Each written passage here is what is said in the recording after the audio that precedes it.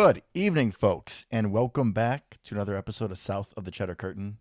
As always, it's your boy Devin Hine, sitting across from the disheartened, depressed, and confused Luke Mueller. Are you able to say hi to the folks, Luke? Hello, folks. I'm sure we're not the only ones that are feeling a little down, confused, left wondering what is going on with our Packers team after the 27-22 absolutely shocking loss in London to the New York Giants. But before we get down to our usual stuff, the likes and the loves and our breakdown, at least attempt of a breakdown of this game, one of our loyal listeners, Mr. James Dunn, was kind enough to send us some email. So I'm going to have Luke read it off for us. Absolutely, and we love getting mail from our fans, right? Yes, with blinking lights. Please send us questions. Engage. We would love that, guys, really. Absolutely. So, dear Devin and Luke, I'm an avid fan of the pod and the Packers, and like you live behind enemy lines, south of the Cheddar Curtain. Beautiful. I now believe Devin is a wizard, since he penned the words, Romeo, Romeo, where art thou, Romeo? Beat thy defender and score thy touchdown. Dubs has been doing just that. I'm convinced there's power in Devin's poetry. Your fan and friend, James. P.S. I'm sorry, I had to bring it back. It's too good. Also, do want to mention that it's James Dunn's birthday, so happy birthday, James' bud. birthday, so happy birthday, Happy James. birthday, and thank you for bringing back, I think, one of the highlights of our podcast so far, Devin's poetry. It was a personal favorite. Obviously, I'm glad I wasn't the only one who enjoyed it. Yeah, I've heard some mixed results overall, but I absolutely love it. And it is our show, so It is. that's what It kind of is. matters. So, yeah, Romeo continues to look great. And this game, he had a couple plays where Rodgers just missed him. Yep. He had an easy touchdown. Even after, I think that was the play that was the defensive pass interference or like legal contact, kind of the same thing, where if that corner doesn't just bump him, Romeo probably gets to that ball and it's probably a touchdown. Probably, yeah. But he is obviously the much more consistent out of the two between him and Christian Watson, and we'll kind of get into that a little bit later. But yeah, as excited I was with that poem when I wrote it, as excited I was when we drafted him, as excited we all were watching him in preseason, he still continues to amaze, and his productivity, his development is something that we need to just keep in the back of our minds as we're trying to be positive here going forward. Yeah, no, I think you kind of hit the nail on the head there. One play that stood out to me, and I think I may have even texted the group about it, was he had another really nice deep in catch. And I love that because those intermediate and especially between the numbers throws are kind of what our offense has been lacking for a very long time because historically Aaron does not like throwing the ball in between the numbers if he can avoid it. Mm-hmm. A little bit higher chance of interceptions, tip balls, all that kind of good stuff. But if we can get back to having that kind of intermediate, over-the-middle, safe guy that can create more separation than Alan Lazard can and is not 75 years old like Randall Cobb. Love Randall Cobb. He is 22 again. That's what I'm saying. And I'm here for it. But that really brings a dynamic that we haven't had since Devontae, really. I mean, and before Devontae, that wasn't even necessarily Jordy's game. That's more of a Greg Jennings type of deal. So I love to see that development, and I look forward to kind of what he does going forward. But I think James hit the nail on the head. It did all start with the poem. Well, I'm glad as an owner that I was able to positively impact the team that we do love so much. And that's what it's all about. All right, on to, I guess, a segment that just keeps on rolling. I think, and I know. Yeah, hit me with your first one, man. All right.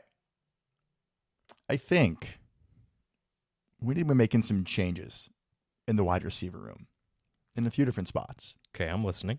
So Amari Rodgers had an offensive snap at receiver and had like a 3-yard loss. As I've said before, he does not do anything with the ball in his hands in the open field, which is completely his job when you draft a little, 5'8" little slot receiver. That was the whole reason we drafted you, was for yards after catch and your return ability.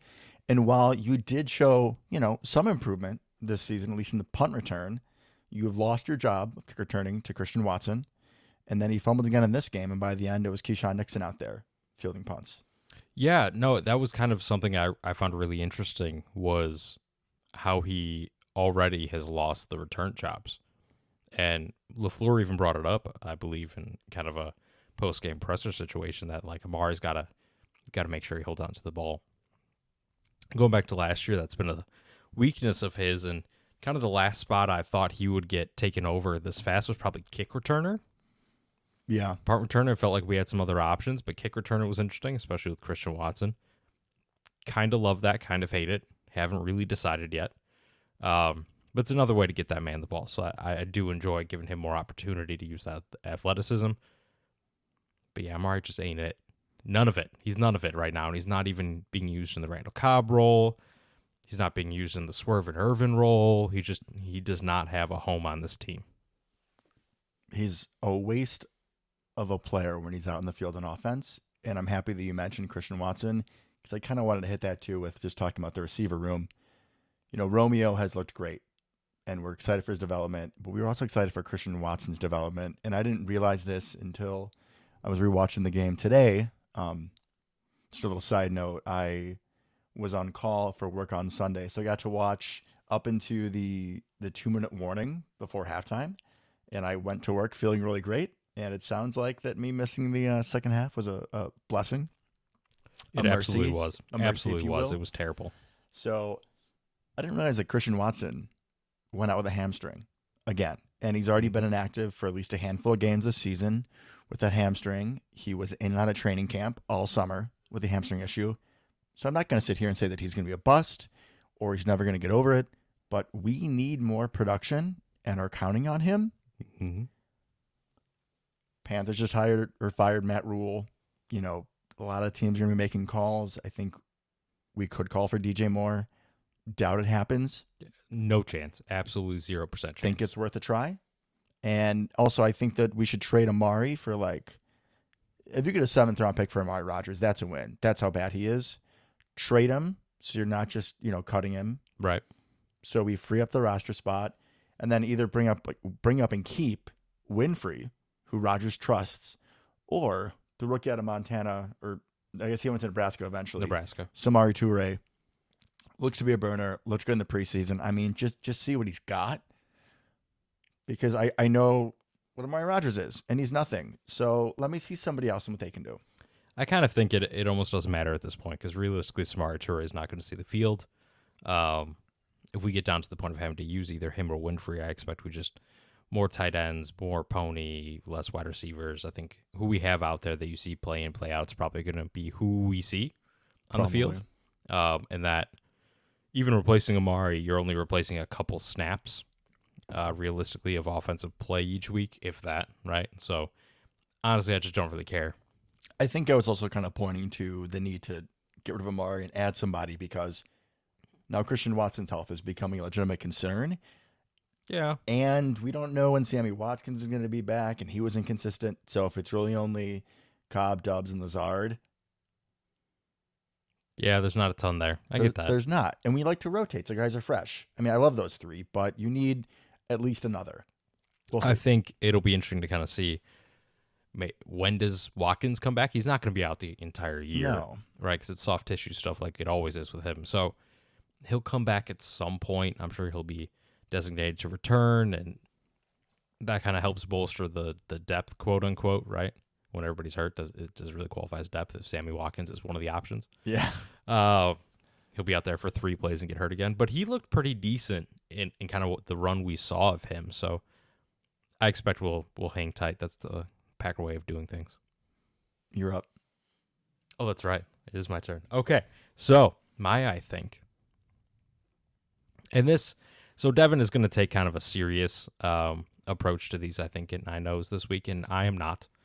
So there are a couple things that my management team at work wanted us to bring up. Some topics they wanted us to cover that they felt were lacking in our previous episodes, and I know actually came from a heated debate that we had as a team. So I think Aaron Rodgers is growing his hair or cutting his hair, doing whatever he's doing with that horrible mop on his head,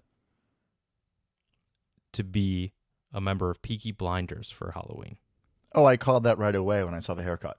And I hope it's true, right? Because we know that he has a history of this with the John Wick and the Nick Cage and stuff. So that is the only logical explanation I have for why you would have that terrible haircut, because it doesn't look good on him. He looks like whatever kind of penguin that is.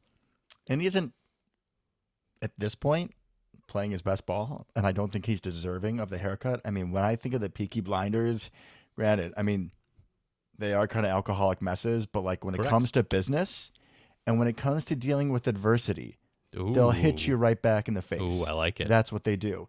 Whereas with the Packers and Rodgers, some adversity, all right, nap time. There you go. That's very true. So I think it is not. I mean, maybe he actually is going as a penguin for Halloween. We don't know.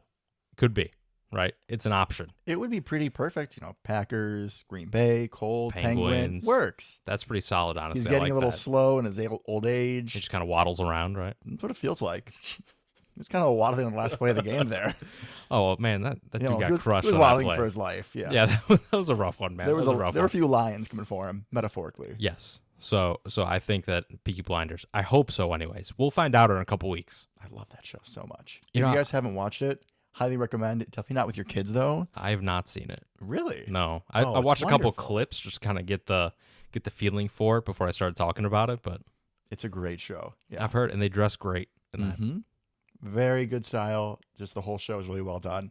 Can't recommend it enough if you're looking for something to watch as we approach winter. There you go. Something that you can watch on Netflix or whatever it's on. I think it's on Netflix. Netflix? Yeah. Yeah, I'm pretty sure. All right, you're up, bud. All right. So, I know that Andy Herman of Packers Media laid out one of the most beautiful football analogies I have ever heard in my life, and I'm going to share it with you guys right now. Okay.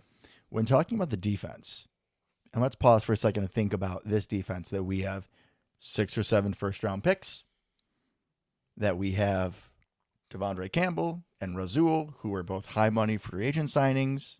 So is Preston Smith, right? It's a very souped-up offense. Souped-up defense, my apologies. Kind of reminds me like a souped-up car, right? So Herman made the point, think about a Lamborghini. Ooh, I like where this is going. Like, Lamborghini drives fast. I mean, you can't be putzing on a Lamborghini, right? You got to be aggressive. You got to put the pedal to the metal, right? In case anybody is not aware, Devin is not the car guy out of us. I am not the car guy. Yeah, I'm completely out of my depths here, but I figured you'd appreciate.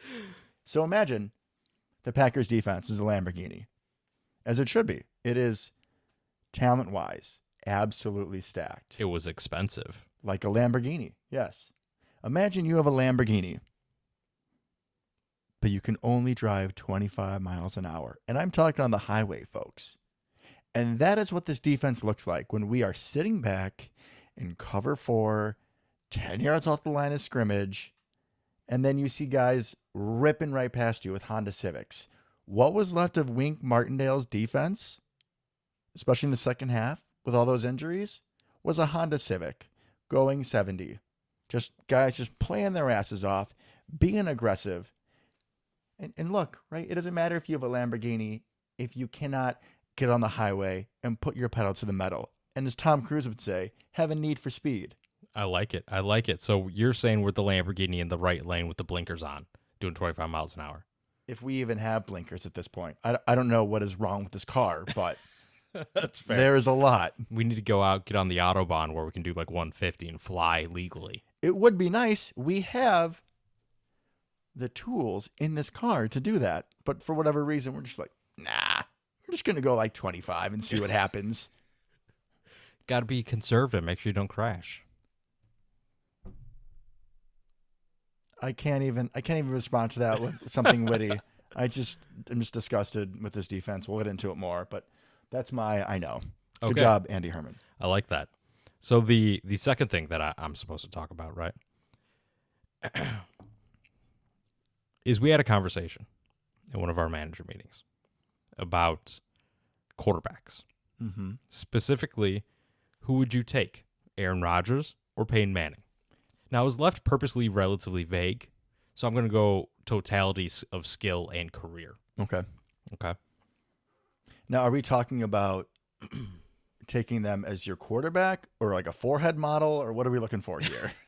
Well, forehead model, there's That's no a landslide. doubt. No doubt. Aaron, you lose, bud. Sorry about it. Broadcaster, probably Aaron also loses. The Manning cast is pretty solid. The Manning cast is solid, but we'll see. We'll see. Yeah, but Aaron will just start talking about meditation or something. Anyways, we're You gonna know get what? back We on could track all here. use some more peace. That isn't that isn't the worst thing. Could be worse, right? Could be worse. And just so everyone is aware, I died alone on top of the Aaron Rodgers hill in that conversation. I mean, are I you lost surprised? like 8-1. It was just me. I mean, also, Luke, where do we live? What's the name of our show? It is, well, if you remember at this time, Yeah. south of the Cheddar Curtain. So most of your coworkers are probably Bears fans, the majority, yes. so. Who are they? Who do they hate above Yeah, all who else? do they hate? If they have Any of our Hall of Fame quarterbacks? Yeah. they have any bit of me in their blood. Yep. If I was a Bears fan, I would want like nothing but negativity towards Aaron Rodgers. All the bad juju. I mean, but maybe you think maybe if you put him up on a pedestal, it makes you feel better about how the Bears have fared. I don't know. Maybe if you think you're playing the best quarterback of all time, and then it's okay to get waxed twice a year. You guys like that? Luke's coworkers? Waxed? Ooh. Anyways, so I just want to talk about this, kind of get your thoughts, because I know Aaron Rodgers is a better quarterback than Peyton Manning. I would take his career. I would take his skill level, not even close. Agreed. Not even close. I think really the only thing that is close is probably the mind. Right. Yeah, I mean, I would take arm talent, Aaron Easy. Also, something we kind of pointed out before the show was that if you're looking at the pieces around, right? Mm-hmm. I couldn't remember if Marvin Harrison is a Hall of Famer or is at least like knocking at the door, but he probably should be a Hall of Famer. Yeah. I don't think. I mean, maybe Devontae gets in, but we're going to see with the rest of his Raiders career. Yeah, he needs a couple more excellent seasons to get in that conversation. So you automatically have one Hall of Famer. And then I would take Reggie Wayne. I mean, he could push. Some people think he's probably as good as Jordy Nelson.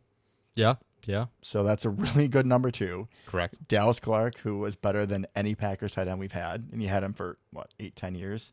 Yep. That was his dude. Mm-hmm. And then, oh, by the way, guys, who did Peyton Manning play in that Super Bowl that he won? The first one where he actually, did stuff? Oh, that's right. Rex Grossman and the Bears. Sexy Rexy, man. Does that even count as a win? Should it? It should be like a half. So Agreed. here's what we'll do. So we'll give Peyton Manning a half for that. And then when he goes to Denver, and they have one of the best defenses ever, the offense is stacked. Yeah, that team was loaded. Him and Brock Osweiler just like trade off who's having a crappy week this week. Correct. In 2015, Mr. Noodle Arm himself at that point, Peyton Manning. No fault of his own, by the way. Injuries had sucked what skill he had left out of him. It was literally his neck that's going to mess up your throwing arm. Correct. Like, duh. Come on. It's going to mess up everything. Yeah, it's going to throw a wrench in your plans. Is that It what you're really saying? is. Yes, It- sir. It is. So that game again, that was the Von Miller show. I believe he was Super Bowl MVP. Yep. So he gets a half a win for that. Let's So- go over the stats for that year real quick. Do you want to? Can we please? I like Yeah. a good comedy fest. Okay, so he played 10 games in that regular season. I'm going to guess 15 picks. 17 Jesus. Guys, really? touchdowns. Really? How many touchdowns do you think? 10? 9. 9-17. And you win the Super Bowl. And you're going to tell me that should count as a dub for Peyton Manning? Absolutely not. Absolutely not, right? So let's talk about counting stats, right? Because Peyton Manning is up there with every counting stat imaginable. A lot of it got broken by Breeze and Brady due to their a little bit longer careers. But let's go through some of that because that's a good argument as well, right? Aaron's going to have less of everything. He's played less. So obviously Peyton Manning started his rookie year, right? So he has a little bit bigger body of work. Played in 266 games, which is about 50 more than Aaron to this point. Just shy of 72,000 yards. That's a lot of yards. Can't say anything bad about that. Here's where it gets interesting. 539 touchdowns in the regular season. It's a lot of touchdowns. Not too shabby. Yeah, a lot of touchdowns. How many interceptions? It was like 300 or something. 251. 251. So a little over 2-1 touchdown to interception, which for mortals is not bad. What is Aaron at? Aaron, on the other hand, is at 457. How many interceptions? Under 100. 96. So that's... Wait, help me out. I'm a nurse. Let's do the math here for a I second. don't really do math. That sounds like that's 2-1 versus 4.5. 4 to 1. 4.5 to 1. 4.5. Wait, that's like... It's like double the number. It is. It is. He's played 50 less games, has about 15,000 less, 50,000 less passing yards, 15,000 less passing yards, way better touchdown interception ratio, significantly better quarterback rating by about 10 is the quarterback rating difference there. He's the most efficient passer of all time with any kind of sample size. Literally The most efficient. It's the talent is better, right? That last Super Bowl, Peyton Manning did nothing. I don't want to take it away from him, right? Because I think, honestly, Peyton Manning and Aaron Rodgers on very similar career arcs. I would agree Right. with that. Yeah. They kind of got one early-ish in their career, right? And then just kept not, right? So, obviously, Peyton Manning had to deal with Tom Brady all those years, had a lot of interesting games there. So, what's another thing someone could say, right? What do we hear as Packer fans? Why can't we get over the hump, right?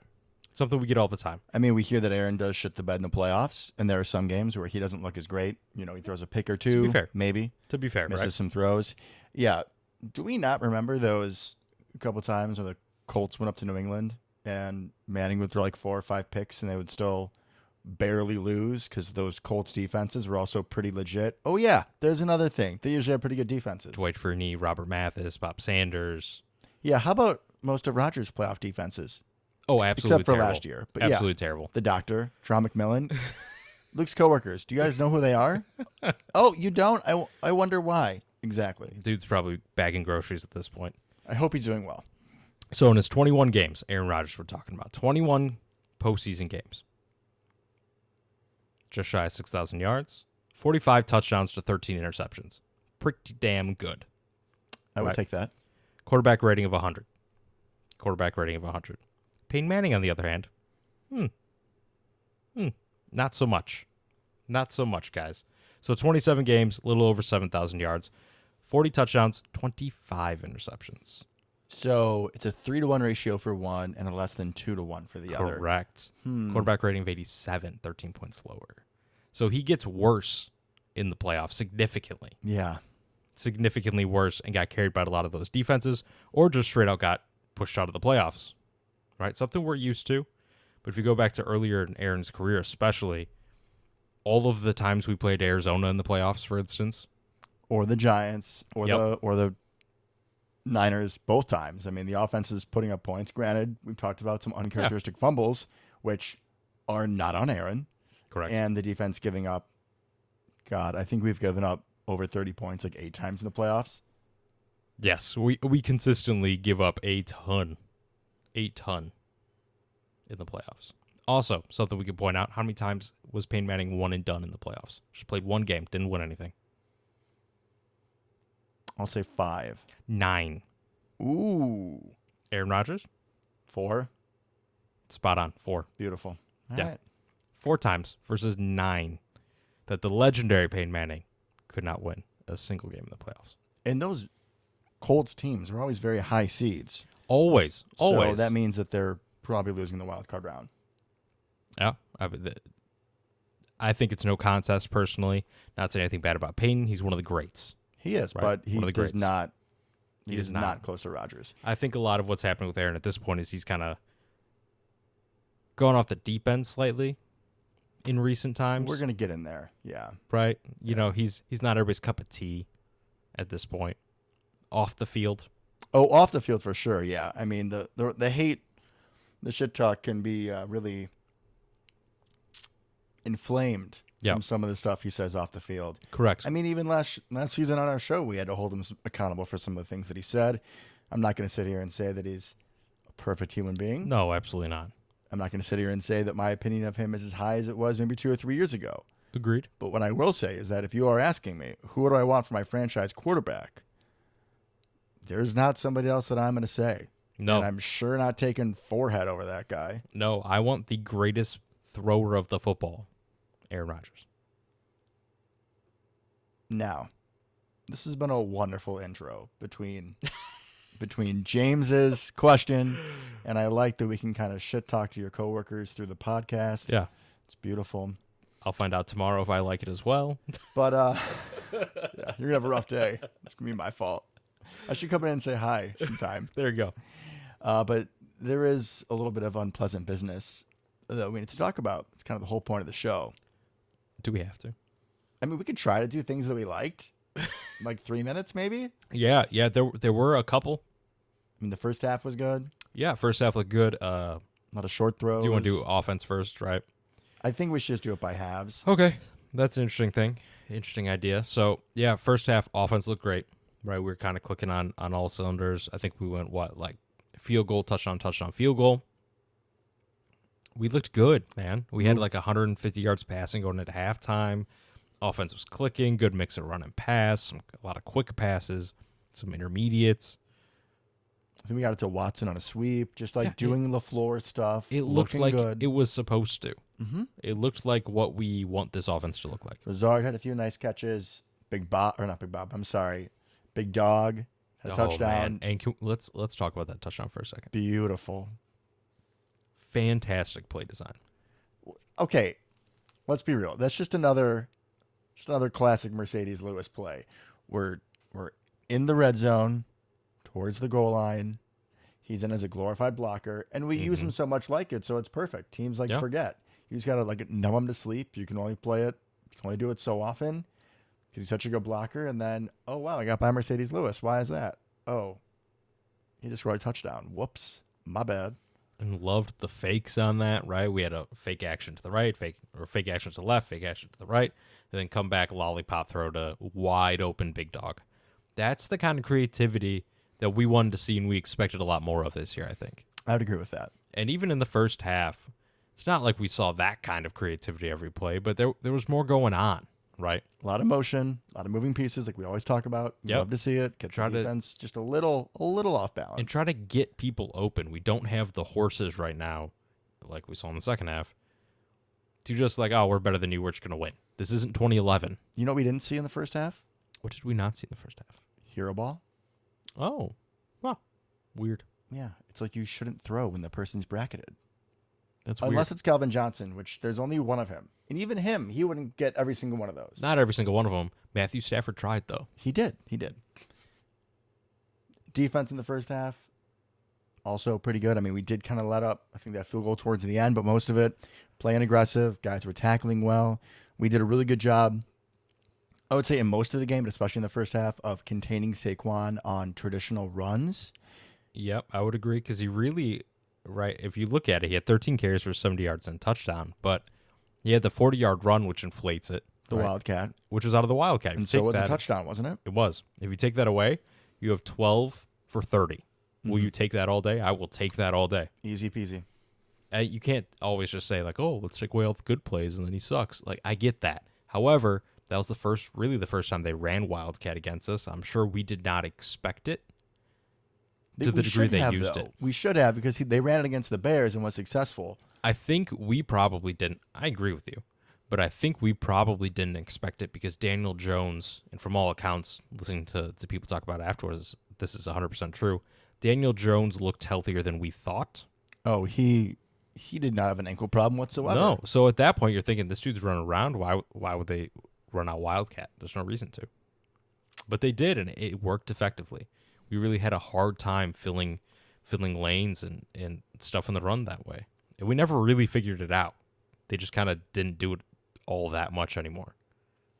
So you want to take bets on if the Jets do it next week? That would be interesting. Because they're idiots if they don't. They got Breece Hall, Michael Carter. If I'm Robert Saleh, I'm telling my OC, draw it up. Let's do it. Isn't that Little LaFleur? Is it Little LaFleur? I think it's Little LaFleur. Yeah, this is going to be a fun game. The LaFleur. Plus, we get the whole Saleh was in LaFleur's wedding thing. And Saleh was the defensive coordinator when they beat the Pet. Saleh was the grad assistant with LaFleur at whatever. Central Michigan? I think Central Michigan. This might be one of those games I listened to it on mute. You know? I remember as a kid, my dad, whenever games would be on Fox, and like this was right after Troy retired and Troy Aikman would be covering the Packers, he would literally just mute the TV and put on the radio because he didn't want to hear the bull. I'm feeling this way for our game. Yeah, it could easily be one of those. Could easily be one of those. But overall, defense played pretty well in the first half, I thought. Their first two drives, I think they combined for 6 yards. Yeah. Feel pretty good about that, right? 2 good 3-and-outs. At one point, we were up 17-3. We were up 20-10 and a half. At that point, you're thinking, okay, we're on pace for 40 points. There's no way they're going to keep up with us. Again, I left the Life's work in looking good. peace. And Aaron missed. It was really one of the only poor plays he had in the first half.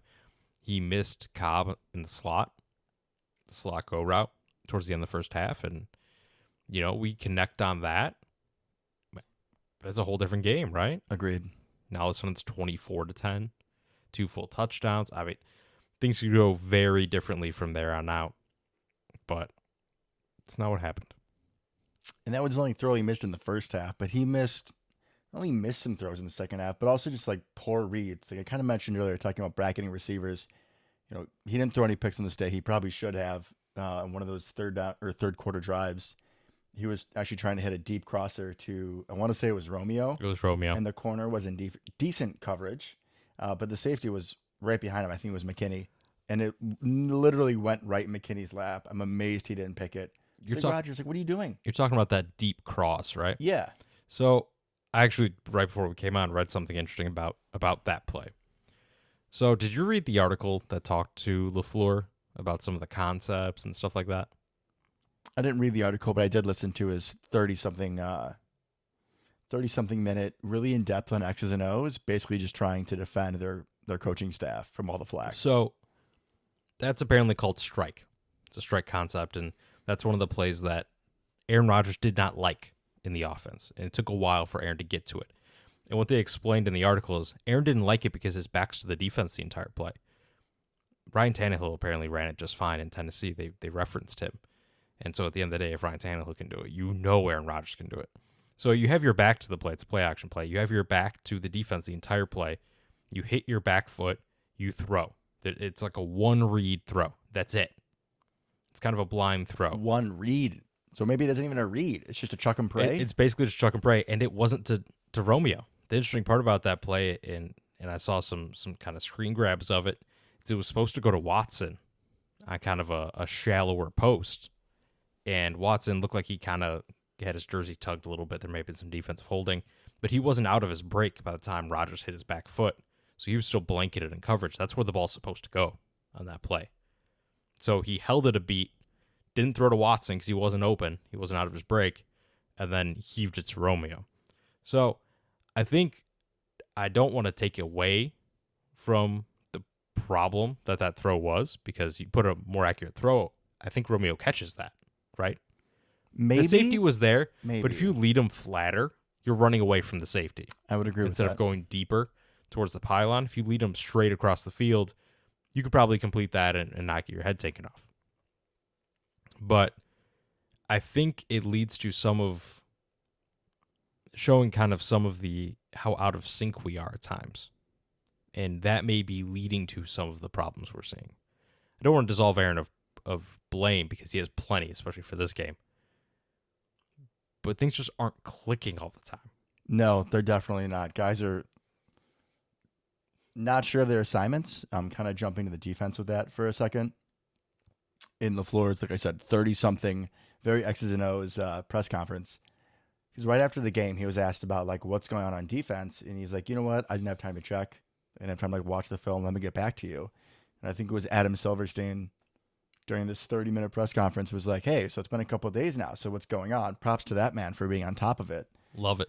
And the one thing that LaFleur said was that guys are just like not getting set, which I just can't understand. Like guys are not getting set in the proper positions when the ball is snapped. Which is watch. I mean, that's something I've always wondered about. And not just with us. It happens with a lot of teams. Like watch the cornerbacks on a team or they're the moving safeties. around. They're just kind of talking. wandering around. Like then they get set right before, and then boom, play goes. Yeah, it's weird. Why are you not set? We're not disguising anything. And a lot of them just seem slow. Like Jair again had a chance on a crosser and was just slow and let someone break it. I think it was Darius Slayton, who was a fine player, but we made him look excellent in this game. Yeah, we made him look like Steve Smith. Is what happened. Yeah, that was what you said. It was ridiculous. Not the Steve Smith that was on the Giants, the good one. No, the ice ups on Carolina Panthers get in your face. Just dog. Just ridiculous. I don't know what we're doing there. And then just sticking with defense, I made the Lamborghini analogy that's brought up by Andy Herman, but we're just not playing aggressive. And I think that Yeah. that hurts the mentality as a whole, right? Like these defensive guys, they're dogs. They want to be getting after it. And when you tell them to sit home, like to just sit home and tackle, like how do you think it's going to be successful? You're not using the best group of this team is the defense, at least by talent, at least by investment. And you're not going to let them go after it. Like I heard some people saying this is the same. We need to relax. This is the same scheme that we beat San Francisco with. No, it is not. It might be the same coach, but this looks different.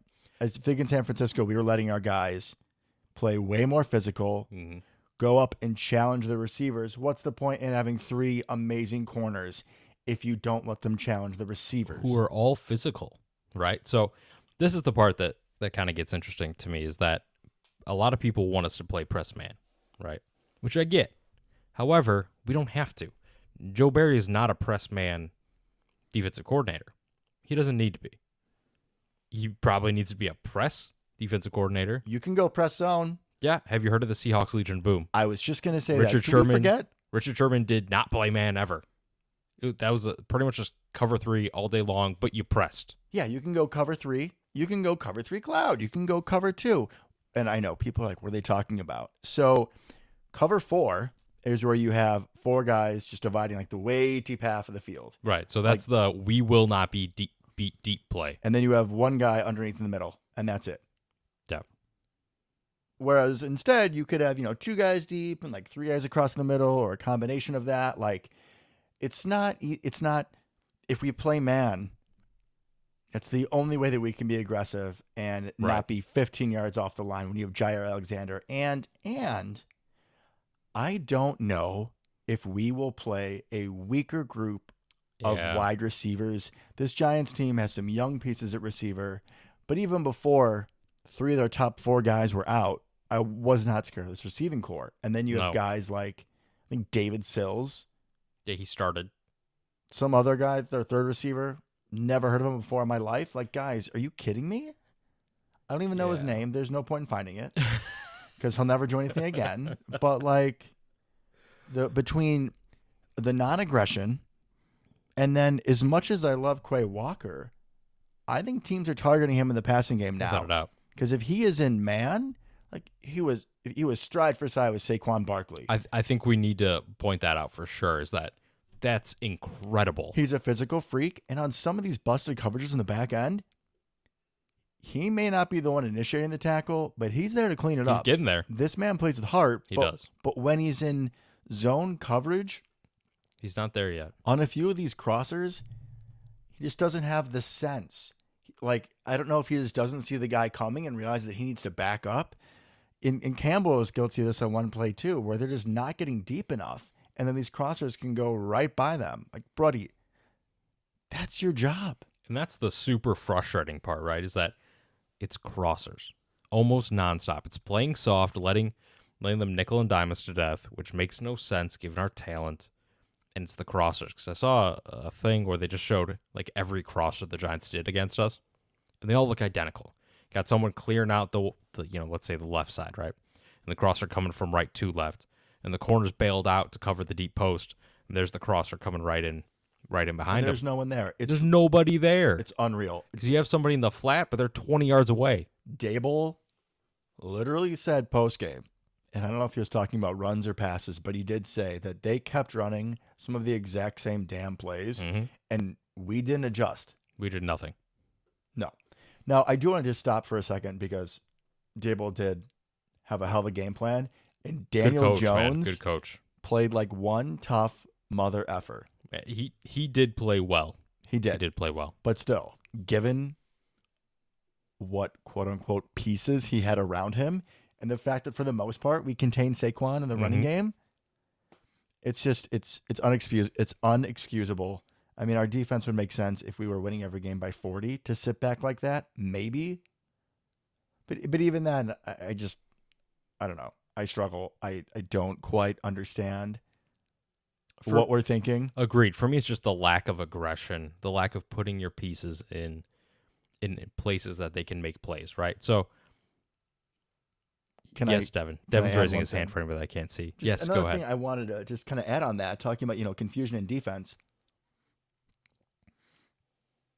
Joe Barry better be exceptionally thankful of Rashawn Gary and Kenny Clark for their extraordinary efforts. And TJ Slade in this game. And TJ's, I was going to say, if we were going to talk about like only good things, TJ Slayton had some really good run stuffs. He looked great. He did. Here's something else, though. Now, those guys are dogs up front, and we are lucky to have them.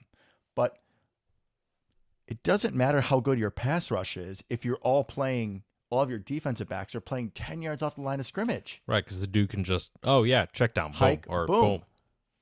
Like, if you at least go press, even if you're going to bail out to cover 3 or something, it still takes time for routes to develop, even if you just do bump and run.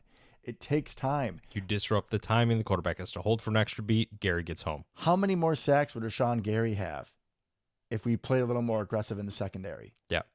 So a lot, I think. He could probably be like 8 or 9 by now. That might be a hot take, but I don't care.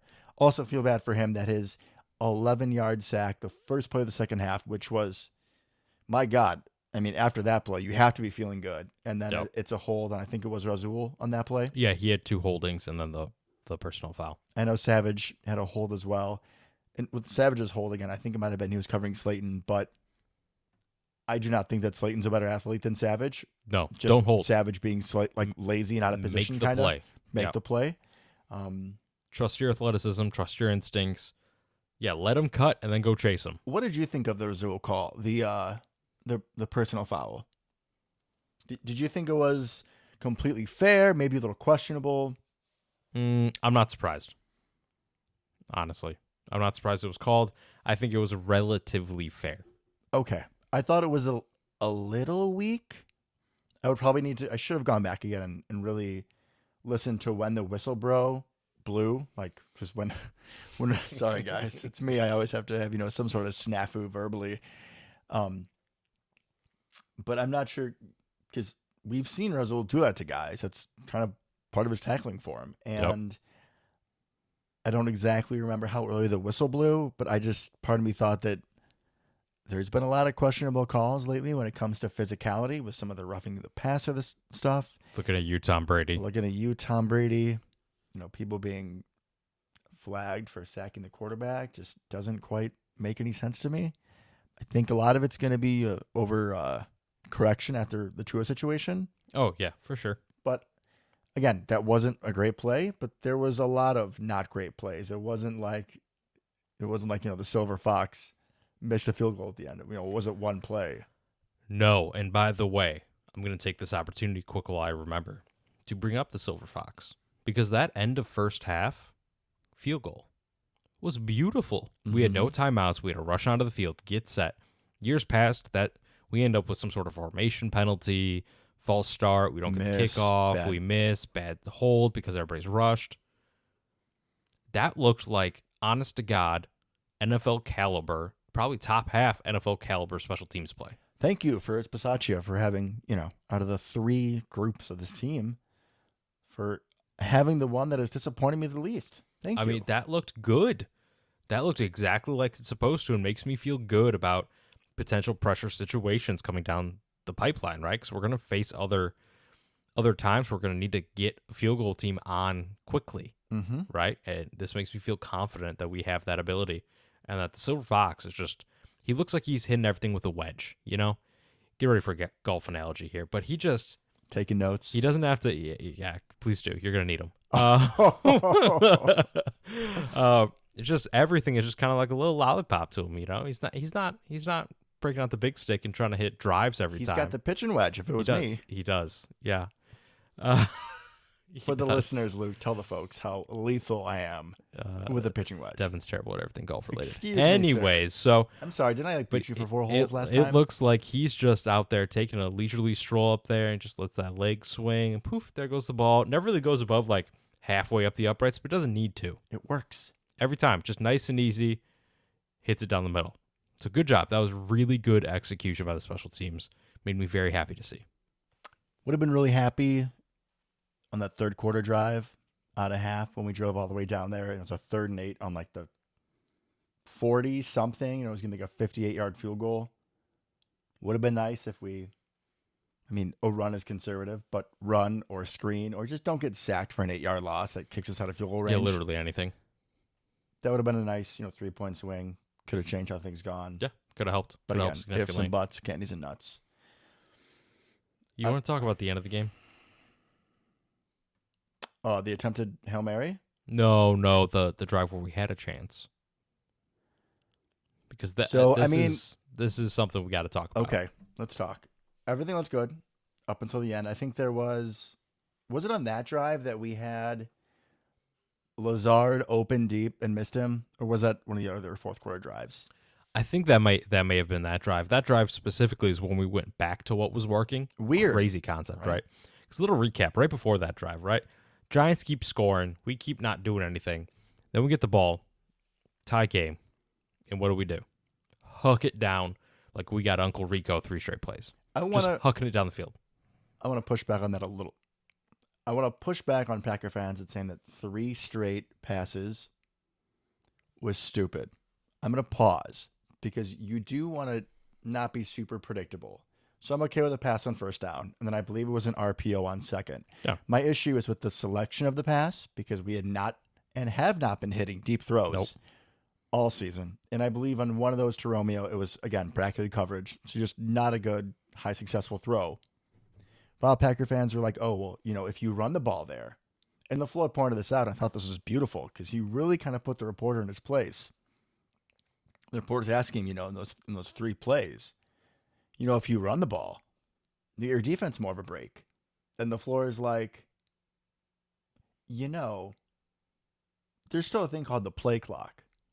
And you run the ball, it's still 40 seconds. You pass the ball, it's still 40 seconds. So they were doing what they thought was their best opportunity to get a first down. Now, granted, didn't turn out great. I just disagree.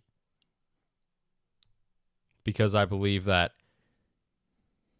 we have not been successful all year, and we were not successful a single time this game going downfield. I agree. So I agree passes, I'm fine with. Passes we're both fine with. It would have been nicer if they would have chosen shorter passes. Higher that percentage we've been passes. Successful with. Higher percentage passes. I agree. That was not the time to do hero ball into double coverage. No, the third down ball went out of bounds. Some of these throws, I just don't. I just can't explain. I don't know. Maybe it's Peyton Manning. It may be. Hey, this kind of happened last year. This 100% happened last year. And he ended up kind of dialing the deep ball in.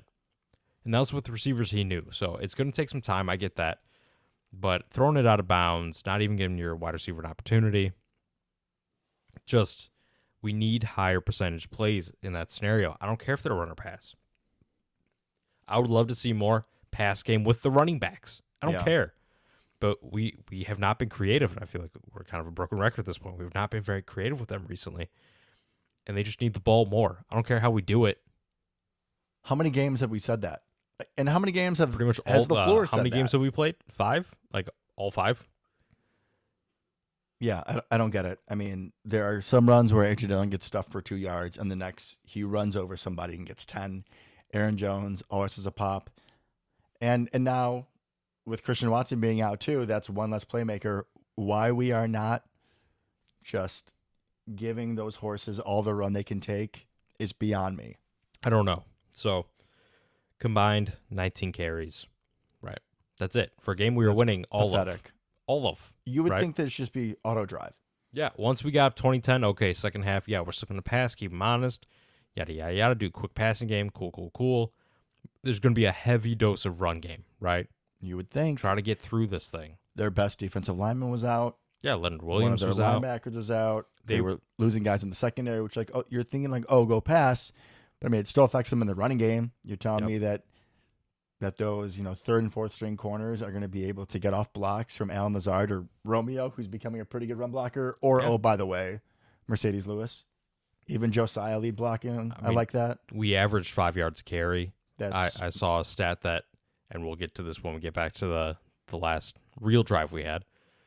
Neither one of them got tackled for less than 2 yards the entire game. Let's just jump on that right now. So we're not going backwards. No, we're not. And it was 3rd and 2 and 4th and 2. And we decided to, in run pass options. So for those of you who don't know, a lot of A lot of NFL teams are doing this, and the Packers doing it a lot as well. We're running a lot of them this year. Essentially, you have a run play and a pass play called at the exact same time. And based on how the defense comes out, the thought process is if they load the box to stop the run and those guys actually, rush, they're not just dropping out, then you throw the ball. And, if it's reversed, then you run it. Right? And some of these plays, there's a specific defender you're keying on as well. To see what that person does, you will then do the opposite of whatever they're doing. Exactly. What I think should be pointed out, though, is some of the personnel packages the Giants had for those last two plays. Now, even if it's a crowded box, if you're bringing a lot of secondary guys in anticipating a pass, you fare better with the run and with, A.J. Dillon running over a corner. Like, you can't imagine that happening. And I think part of what was interesting on one of those plays is they loaded one side of the line of scrimmage, right? I think that was fourth down. So they said A.J. would have walked in. Yeah. And I remember I watched the replay of that a couple times, and they loaded the right side. So really just get to the center or left. I know A.J. Dillon, I believe, was on the right-hand side of Aaron Rodgers, but get to the center or left after the handoff, which is how it works anyways. If you're a running back, you're on the right side of the quarterback. You're going across. You're going across the quarterback. At the very least, you're running center to left guard, right? And if I may, based off that, I believe that play, the pass play, was designed to go to the left to Romeo. Yes. And wait, Luke, so you're saying they overloaded their right side. Correct. So there's going to be a lot of pressure. There's going to be a lot of bodies in the way. Mm-hmm. So maybe instead of trying to throw the fade to Allen Lazard, if you're so insistent on passing, maybe looking left to Romeo or, clutch god Randall Cobb on the left side where there's not a wall of defenders. Yep. Might have been the right idea. Now, I will counterpoint that slightly, and it is pretty common knowledge, like you throw into the blitz. But I don't like the route that was run. Nothing against Lazard, but trying to do a back shoulder when we only need two and you're going for the end zone. We don't actually need it. Was that his choice or was that the call? What do you mean? It was Aaron's choice. I'm sure that was the route Lazard was supposed to run. That's just a lower percentage route than what was ran on the left side. And if you go back and watch that, Josh Myers takes the nose tackle like to the back of the end zone. Like that thing was easy. We would have scored. Easy. Yeah. To get up there. And I get it. It's run pass options. There's only one way to read them, right? Like you either read them correctly or you don't. And so we're doing some revisionist history here and results-based thinking. And LaFleur came out and said that Aaron pretty much made all the right reads. And I get that. By the book, yes. He did. But at the same time, it's like, are we getting a little too cute and too smart? Because it is 3rd and 4th and 2. And you do have a banged-up Giants defense who is going with smaller personnel, and you have A.J. Mother effing Dillon. And you have Aaron Jones, who historically has been one of the better red zone running backs, like, ever. Yeah, doesn't make sense with his size, but he just kind of like sneaks by and has a little heart, there. And there you go. And I think one of those plays should have been just straight up called a run. That's my thought. I get if you want to pass on one of them, that's fine, because they're probably expecting the run, cool, whatever. One of those should have been straight up run the ball. I think that we should maybe dial back on the RPOs a little bit in situations where LaFleur just straight up wants us to run the ball, kind of like you said. I agree, because Aaron's not making the wrong reads necessarily on either to run or pass, but that doesn't necessarily mean it's putting us in a higher percentage play. Agreed. What else do we have to discuss about this heaping mess of garbage? I think just the fact that we cannot play a full game. It's becoming a problem, and it's mostly the second half outside of the Patriots game. It's the second half, which, I don't know, is when the game ends. That's kind of more important. Correct. I mean, the Patriots game, we played a good second half. We did. But outside of that, I mean, the Buccaneers, we got out to a big lead. Not a big lead, but got out to a lead and just hung on for dear life the entire time, right? Pretty much every game, we've been like that. Is it LaFleur? Is it lack of adjustments? I don't know, because you listen to a lot of players and coaches that are in the game currently talk about it, and adjustments are overrated by the media. You really don't have enough time to make vast changes. But clearly something changes in the second half. We get we start to stall, then it seems like we panic, and then all of a sudden we're chucking the ball Panic downfield. seems to be a big theme, right? Like we have to go make up this deficit right now. Correct. When it's 7 points or it's a tie or game. we're winning.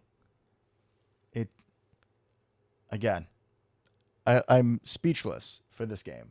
We were trying our best here, but things just don't make sense. No, they don't. And I really want to see more creativity. And we keep talking about this, but like we haven't really seen any of the kind of Big Bob Kelsey-esque screens we would do once in a while. It could be with Josiah, who had a pretty decent game, by the way.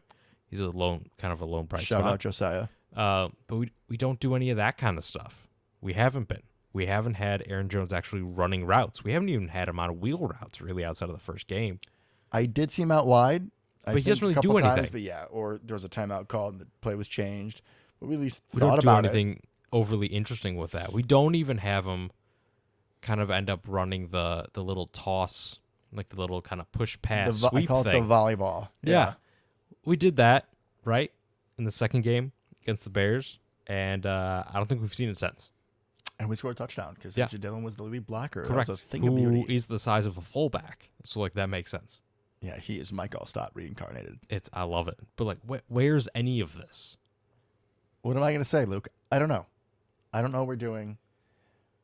What I do know, getting back to the beginning of the show, is if we don't beat the Jets, and the Jets are a much more talented team, the Giants, it's not a guarantee we make the playoffs. I mean, we have such a tougher schedule coming up. And we always try to be positive on this show. We snuck by the Buccaneers, who didn't have most of their guys, right? Yeah. We nearly lost to a rookie quarterback on an undermanned Patriots team. We go and lose to the Giants. Mm-hmm. Daniel Jones played well. Daboll coached them up well. But the talent differential in that game, it was just unreal. Right? Like, let's look at the upcoming games, and then we'll really dive into the Jets. But we got the Jets. We got the Commanders. Commanders, should be a win. But if we play like this, we're not beating anybody. And then who do we have, Devin, after those two? We do go to Buffalo. Yeah. And that could be bad. If we play this way against Buffalo, we're losing by 40. I know. If we play a good game, if we play our brand of football, we still might lose. They're one of the hottest teams in the NFL. And for those of you at home who remember that Luke always says the Bills are my second favorite team, yeah, they might be. I went to nursing school out there. Buffalo is always going to have a special place in my heart, but it's not even close to where my allegiance lies. Right. You've already shown us that that's the Bears. Got them. Again, every episode.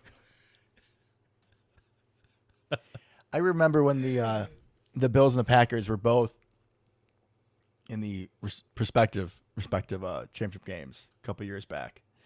And we all know what happens in the Buccaneers. My dad was like, yeah, but, the Bills can still make it. And people were like, you're going to be fine. I was already dead inside.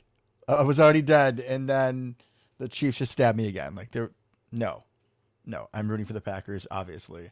We have the Eagles later in the season, too. I'm looking forward to that game. We have the Vikings again. Is that sarcasm? Because I think the Eagles, if we don't get a handle of ourselves, they are going to run all over us. No, it wasn't sarcasm because I really want to see the Eagles. They seem to be fun. I do not. But I think, and this is just going to be the eternal optimist to me, I think we will get it figured out. We seem to play to the level of competition. So in theory, that goes up and down, right? It does. So the Bills game will be interesting. I would not be shocked if I expect us to win the next two games, right? But I would not be shocked if we go in there pretty heavy underdogs, right? At least relatively, and put up a good showing. Does that mean I think we win? Nah, maybe not. But I think we'll put up a good showing. I'm not saying I think we win a game ever again. Okay, let's after that whole Giants thing. Yeah. No. Remember when I say we should be good. I guess in theory we should be, but then again, also in theory is thinking that we, play to our strengths and make good decisions coaching and schematic wise and play calls. But there's just this nonsense, man. I don't even know what to think. And it's going to be interesting this upcoming game against the Jets because, like you said, they are a much more talented team, specifically on offense, right? They have a lot of good pieces. They make for a great Madden team, right? They do. And they have another quarterback who likes to scramble, and we do so well against that. Zach Wilson. Little Zach Wilson. He's going to try to run all over us. They got two good backs. They got receivers. They got some good ones. They got Garrett Wilson, right? Corey Davis. The little slot guy. Elijah Moore. Love Elijah Moore. Not even Elijah Moore. I pulled it up earlier. That's pretty much it. No. You cannot forget about Braxton Berrios. I love Braxton Berrios. Yeah. He's a lot of fun. He scored on a jet sweep, so they're getting creative with their play calling. And then, as we know, it's because Robert Saleh, little LaFleur. It's going to be a well-coached defense for sure. Oh, yeah. That's given Aaron problems in the past. They have Sauce Gardner, who looks good. He had a very good game against the Dolphins last week. Interception, safety. Some of these guys, some of these high draft picks are busts. But some of them, you're like, that's a you dude. see it like week 4, week 5. You're like, that's a dude. He's already a problem. Not quite at Surtain's level, but he is looking like he is going to be a problem in this league. Yes, he does. And I don't know at the top of my head who they have across that. Let's keep the ball away from him, ideally. Maybe by running the ball. Fair. That's the way to do it. I like this plan. Yeah, I like this plan. It's going to be interesting. I'm looking forward to the game. Hopefully we can kind of get right. Zach Wilson makes some terrible decisions at times, so we just need to make sure we actually put our defense in a position to, I don't know, do something. Just don't sit back. I know. We have a bunch of ball hawks that aren't even on the screen most of the time when the ball gets completed. Something else I want to point out. Yeah, I thought we were moving on. Just about the defense. And about, the lack of aggression, right? Which we do this so often. But you would think if we're doing the same sit-back coverages that you would have your rules down and people wouldn't be running wide open on busted coverages. The fact that not only we sit back and let you take everything underneath, but there's a coin flip chance that if you run some sort of cross, if you have two guys going in the same spot, that one of our boys is going to miscommunicate and you're going to be wide open. We've had a couple of those each game. That's true. So it would be nice if even if we are going to do this stupid sit back, cover 4, give them 15 yards out the line of scrimmage, we would at least know what the F we're doing, right? At least that would be nice. It's a lot to ask. It would be nice. Pro athletes, your whole livelihood, feeding your family depends on this. You would think there'd be a better showing. Nah. Apparently not. Too much to ask. All right. Do you want to just do a little NFL scoreboard look around? Yeah. Our 2 cents. Mm-hmm. So the Bears, my beloved, I'm kidding. Yeah, I got you. The Bears actually give the Vikings a bit of a run for their money. I think they had a comeback, and then the Vikings scored another touchdown. So they fall in Minnesota 29-22. Fields didn't look awful for the first time all year. Good for him. The Niners. I will note that they like to play our form of defense against Justin Jefferson, which means none. Just wide open the entire time. Bold strategy, Cotton. See how that works out for you. So far, it's 0 for 2. Yeah. The Niners got the Panthers head coach Matt Rule fired, winning 37-15. Shout out to the Niners for that. Shout out. I said it. Let's make some phone calls. Dude, we're not going to do it. I know. We don't do anything. But I can dream. So the Free DJ Moore. Niners are 3-2. Eagles 5-0 over the Cardinals, who are now 2-3. Close game, though. Close game. 2017. Was it still Cooper Rush, or was Dak back for the Cowboys? Cooper. Yeah. Well, the Cooper train continues. They go into LA and beat the Rams. The Rams only put up 10 points. That Cowboys defense. Micah Parsons, he's a dude. Rams look terrible. Matt Stafford really thinks that Skoranek is just Cooper Kupp the entire time, and he just that's it. He just throws to those two the entire time. Tony Pollard's really good. Zeke Elliott's not, but they keep. We've been saying this for years, bro. It's true. They're just every not, time. I saw Pollard rips off like a 60-yard run, and then it's like back to the bench to you. Like there's a funny meme where it's like the two greatest Cowboys and like the two guys that cost Jerry Jones like $156 million, and the two greatest Cowboys are Cooper Rush and Tony Pollard. 100% accurate. The other two are Zeke and Dak. Yeah, we'll see with them. I mean, the defense is looking really good. We'll see what happens when Dak comes back. I'm not super worried about them down the road because of one man. His name is Mike McCarthy. That's very true. That's all I have to say about that. All right, other games that matter for a Packer playoff push. Just thinking down the road. We shouldn't even talk about playoffs. Playoffs? I just hope we can cover a crosser. We're currently the 7th seed. So there you go. We're in. I was trying to tell myself after the game, like, you know what? This is what we want. We want to look like shit in some games. We want to squeak into the playoffs because that's how we go in the Super Bowl. So this is obviously planned. LaFleur, Obviously. The long Joe game. Barry. It's the long game. It's all planned. It's all going to work out. And when we win the Super Bowl this year, I'll be like, how do we even doubt him? We'll be able to look back and laugh at this. Like crossing routes, man, we knew the whole time. Yeah, we're just going to start like dropping down and Savage is going to get pick sixes and it'll be great. All right. Other games that matter. On some questionable officiating, the Buccaneers were able to survive. It was not questionable. Tom Brady was literally handed the win on a silver platter by the referees. Mm-hmm. Grady Jarrett sacked Tom Brady, which wouldn't have ended the game, but I believe would have given the Falcons the ball back, right? Yeah, it gives you a chance, like 2 minutes to go. What else can you ask for? Right. And instead, nope, somebody looked at Tom Brady wrong. We need to throw the flag and give them a first down and end the game. Mm-hmm. So Buccaneers, a little bit of a pirated win, if you ask me, go 21-15. The Lions, after having the top-ranked offense, just throw up a 0 in New England. I guess Bailey Zappi's got that team zinging. So that's the only good thing, right? Is that maybe the Giants and the Patriots don't suck as bad as we thought. Doesn't make me feel a ton better, but maybe like a little bit. Yet. Not willing to say that yet. But I makes me feel a little better. I get where you're going. Ramondre Stevenson blew up with Damian Harris out. He looks so good.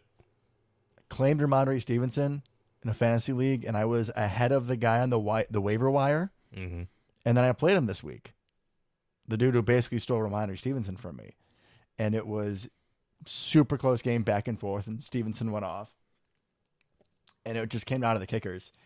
And I won on Monday night. Thank you, Mr. Carlson. God bless. Nicely done. Oh, yeah, he had some couple 50-yarders really helped you out. He did, yeah. I remember I was like driving home to the game over the radio. And like, oh, yeah, the Raiders are going to try out for a 50-yard field goal.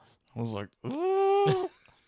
Like, I think I might be winning at this point. Like, maybe we shouldn't. We should just let Derek Carr go do Derek Carr things. Yeah, you don't want him to miss one and hurt you. Correct. I would have been super upset if I lost like that. Back to, the show and the Packers and the important things. I'm trying to see if any other games from the weekend really mattered for us.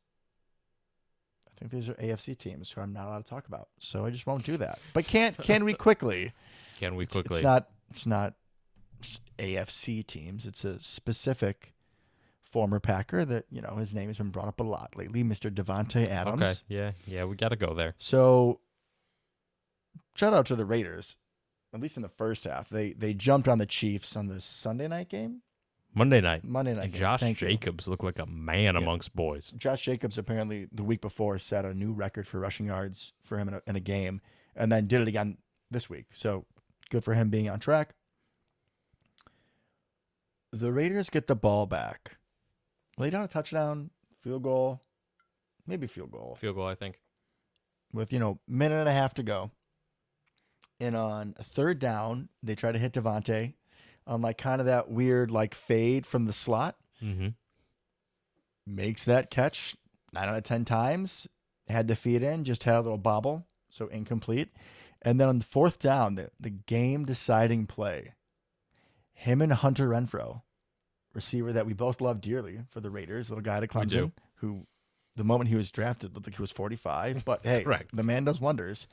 Except on that play, when him and Devontae ran into each other, awkward. Both fell on the ground. The ball just sailed. Even more awkward, I don't know if you saw this. Oh, I did. That in his frustration, Devontae Adams was exiting Kansas City Stadium. And I think it was a cameraman. Yep, it was a cameraman. Cameraman just happened to accidentally bump into him. There's a lot of congestion there. And Devontae decided to like 2-arm shove him. Like totally offensive pass interference. 100%. Oh, yeah. Push off. So Devontae apologized for it after the game. Very poorly, I might add. According to... I listened to it very poorly. TMZ. According to TMZ, this man is filing a police report against Devontae Adams. I mean, that feels a little strong, but I did also read that the league is considering suspension. I think you should, and I think they will. Just I think so. You probably get a game for it. you should at least get a game for it. Yeah. Yeah, I imagine. Just what are you doing? And like I said, his apology afterwards was like, yeah, the guy got in my way and I pushed him. I and probably shouldn't have done that. Yeah, my bad. You got to be like, that was unprofessional. You deserve a lot Yeah. better. I'm really sorry, sir. You know, 100%. I hope you're good. If you want to get your head checked out, I'll pay for the hospital bill, whatever. Right. But just not a great showing for Devontae. Not a good look, man. He never did that, right? He won like unofficial awards from the beat writers for being like the most likable guy on the team, like the best interview in the locker room, right? And he just seems grumpy. Weird. You want out of Green Bay so desperately to go play with your boy. And Hall of Fame quarterback to Hall of Fame quarterback per Devontae Adams. Yeah. And your boy and you are 1-4. Yeah. How's is that going? Not great. This team has a lot of talent. I could see them turning around, but 100%. not looking great, especially when their best players aren't doing great. I mean, Devontae's kind of been a little hit or miss. He did have a nice game in this game before that last drive. And they're using him as a deep threat a lot, which is weird. But hey, you do you. You do you. But Hunter Renfrow has questionably cost them 2 games. Darren Waller's not doing anything. And he's also hurt. That doesn't help. He wasn't doing anything when he was healthy either. True. So it's just Josh Jacobs and Devontae and Pretty much. Mac Hollins with the great hair. oh yeah, gotta love Matt Collins. Gotta love that man. All right, buddy. Anything else you want to add? Nah, I think we pretty much covered it all. All righty, guys. Well, I'm hoping for a much different episode next week. Oh, it's going to be glorious. Maybe the problem was we haven't played a noon game yet. This is the first one of the year. Maybe. I really like noon games. I like noon games too, but Just feels right. I'm not going to say that's the reason for all of our problems, but let's hope it is. Let's hope that's the explanation that we could not get to. Here's hoping. I don't even think we brought up once that we were in London. So That just feels like that was a talking point there. Also, shout out to the Wisconsinites that were running London bars out of beer. Good job, guys. that was great. I mean, the only thing from London that I want to point out, if we want to bring it up, was that what did we hear from Packer people all week? Razul, We didn't want to be there. when asked about playing in London, said F this, F that, F, which Razul, God, that wasn't cool. And then LaFleur was also annoyed with playing Yeah, in like London. no one wanted to go besides Aaron. And you know what? It's okay because they didn't want to play in London. And honestly, for half of the game, they didn't play in London. Problem was that would have made a lot more sense in the first half if they just no-showed. Oh, agreed. This game, Right. again, makes no sense whatsoever. You would think like slow start, Right. being a little sleepy. Yeah, that would be like, okay, yeah, jet lag, whatever, cool, I get it. But no. And also, it was a home game for us.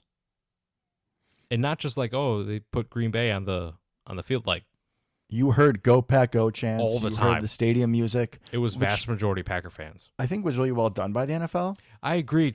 You got all the normal sounds and music that you would get at Lambeau Field. Mm-hmm. That was well done. I did enjoy that as well. One of the few things that game that we did enjoy. Correct. All right, guys. Until next week.